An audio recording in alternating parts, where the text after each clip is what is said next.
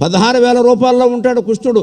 ఓ చోట బాకీ వసూలు చేసుకుంటూ ఉంటాడు, ఓ చోట బాకీ ఇవ్వలేని ఏమనకాని బతిమాలుతూ ఉంటాడు, ఓ చోట పిల్లాడికి ఎక్కాలు చెబుతూ ఉంటాడు, ఇంకో చోట ఏమో మా పిల్లాడు ఫస్ట్ ర్యాంకు అని తీసుకుని సంతోషిస్తూ ఉంటాడు, ఓ చోట భార్యకి సేవ చేస్తూ ఉంటాడు, ఇంకో చోట భార్య చేత సేవ చేయించుకుంటాడు, ఓ చోట భార్యతో గొడవ పడుతూ ఉంటాడు, ఇంకో చోట భార్యను బతిమాలుతూ ఉంటాడు, బలరాముడితో కూర్చుని వేదశాస్త్రాల చర్చ చేస్తాడు. ఇలా 16,000 రూపాయల్లో నారదుడు చూసినటువంటి విషయాలని వ్యాసుడు 14 శ్లోకాల్లో వర్ణించాడండి. ఆ లెక్క ఏమిటి?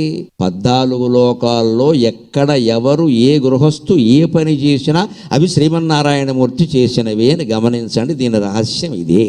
ఇది పురాణాల నుంచి మనం గ్రహించాలి. లేదా బాకీ వసూలు చేసుకోవడం ఏమిటి, బాకీ వడ్డీ బాధపడడం ఏమిటి, భార్యకి సేవ చేయడం ఏమిటి, భార్య చేత చేయించుకోవడం ఏమిటి, ఒక పక్క వేదశాస్త్ర చర్చ ఏమిటి, ఒక పక్క వడ్డీ లెక్కలు తప్పు కట్టాడని ఉన్న జుట్టు అట్టుకున్నట్ట. 14 లోకాల్లో ఎవరు ఏ పని చేసినా భగవంతుడు చేస్తున్నట్టే లెక్క అనే విషయం చెప్పడం కోసం 14 శ్లోకాలు లెక్క తీసుకున్నాడు వ్యాసుడు.